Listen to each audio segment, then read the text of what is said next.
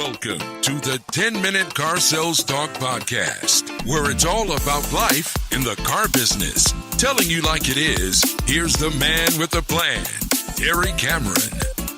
Welcome to the 10-Minute Sales Talk Podcast with Terry Cameron. This week we're going to talk about our reputation. More importantly, about how our reputation is being tarnished by a few idiots out there. But before we get started, I want to remind you how to reach out to me. You can go to the 10-Minute Sales Talk website, find me on LinkedIn, Facebook, or email me at 10minutessalestalk@hot.rr.com. That's the number 10minutessalestalk@hot.rr.com.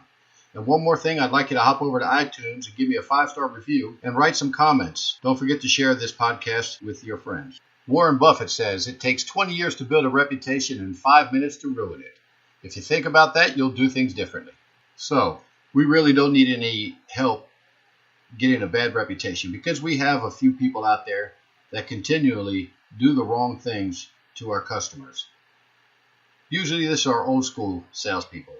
And if you are old school, sorry if I insult you, but we're all fighting for our reputations nowadays. I recently came across a YouTube video with a guy that claims to be a finance expert, and he's talking about how car dealerships and car salespeople rip off their customers. I really found this guy to be offensive, and I was insulted. I was insulted to the point to where I watched this YouTube video 10 to 12 times, and then I played it for my sales staff. They were also insulted. Hopefully, you will be too. I don't want to give you the name of the video because I don't want to give this guy another couple thousand views. At the time that I looked at it, it showed that he had over 256,000 likes. That's 256,000 people that liked what he said about how we are ripping off our customers. If you like, you can email me and I'll send you the YouTube video address, and you should play this for your sales staff also so they know what they're up against.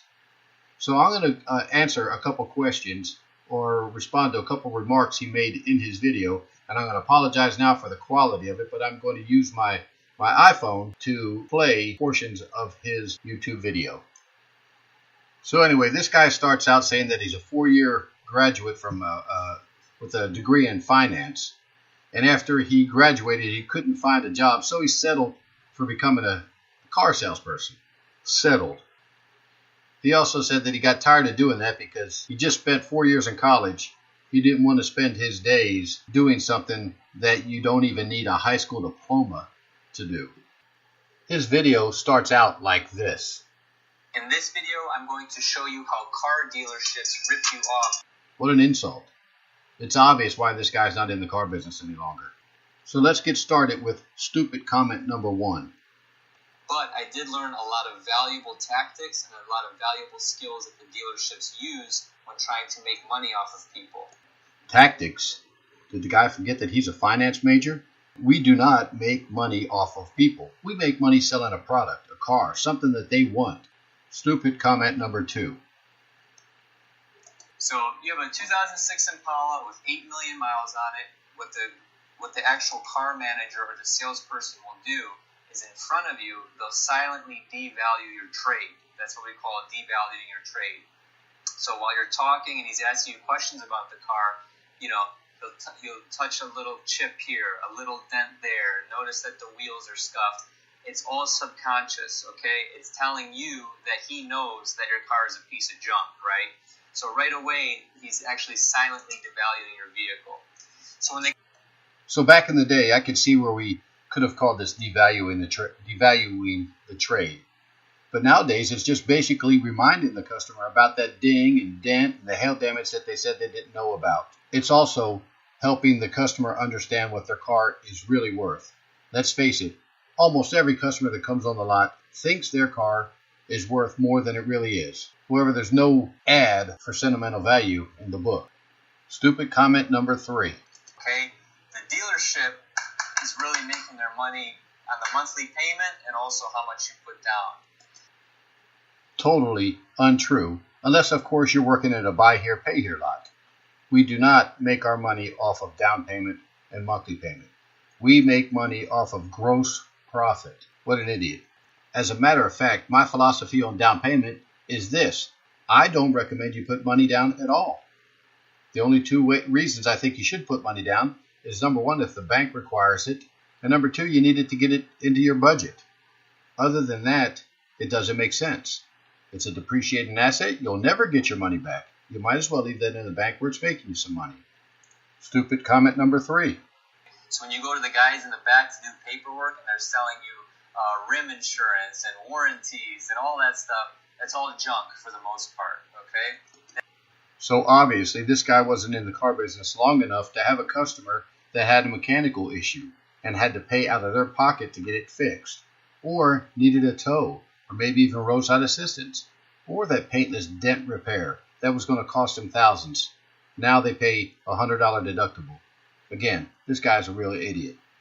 Stupid and offensive comment number 4. It's all an act. It's Hollywood. So what they do is they come back with this foursquare, this piece of paper that has these numbers on it, and the numbers are meant to offend you. The numbers are meant to offend you? Well, any good salesperson knows the last thing they want to do is offend and upset their customer. The numbers are meant to get the customers thinking up. We don't want to offend and piss off our customers. I forgot what number we're on, but here's another stupid remark. You'll say, well, we'll see. I don't know. I don't want to commit to anything. Or unless you're a pushover and they're clubbing you like a baby seal, okay, you're going to sign that because you're an idiot. Well, this guy's even figured out a way to offend our customers. Next stupid remark. That's where they make their money. It's in the financing. They don't make money selling cars, okay? Of course we make money in financing, but we also make money selling cars. Man, for a finance major, this guy's not really sharp. Bernie Madoff would be really proud of this guy. He goes on to say a lot of other things that I'm going to leave up to you to listen to and watch. The bad thing is, as soon as this video was over, another one just like it popped up. We've got a lot of things that are stacked against us. We don't need any help from people like this. They're just trying to make money and finding fault with other people. He also talks about some of the old school stuff that we know happens. Don't bring your trade into play until after you negotiate it on the price of the car. Okay, so what? That's okay. Professionals know how to handle that. Now, I use the word professional, and if that's you, you don't have to worry about any of these so-called tactics that he's teaching people to use. You're going to have the same customer base on, and you're going to deal with referrals that are going to trust you and not treat you like a criminal that he's making you out to be. He talks about go to your own credit union. Come in with your own check. Well, I don't know, but last time I looked, credit unions are in the business to make money also. They don't lend money for free either. And at my dealership, 90% of our customers finance with one of our captive finance companies. He mentions about the trade-in also that it always comes in exponentially lower than what it's really worth. We all know how hard it is to hold on trade nowadays, so that's not necessarily true either. The point I'm trying to make, I guess, is we have got to defend ourselves. And the way to do that is do the right thing all the time. Be professional. There's a lot of money that can be made in this business, whether you have a high school diploma or not. Who cares if you have a college degree? Anybody in the car business can learn to be good if they try. So we've got customers that talk bad about us, and now we've got YouTubers talking bad about us. It doesn't really matter as long as we do the right thing. Keep in mind, if you are one of those people that he's talking about, get out of the business. You're hurting all of us. Those days are gone. Car salespeople are thought of totally different than they were years ago, and there's a reason for that. We don't need one bad apple screwing up the entire dealership. So again, if you like, email me, and I'm going to give you the title and a way to find this video. Hopefully you listen to it, and it should open up your eyes to what's going on out there. Our salespeople should see this and know this is why customers treat us like they do, because of idiots like this. We have the opportunity to change their perception, but it starts at the management level.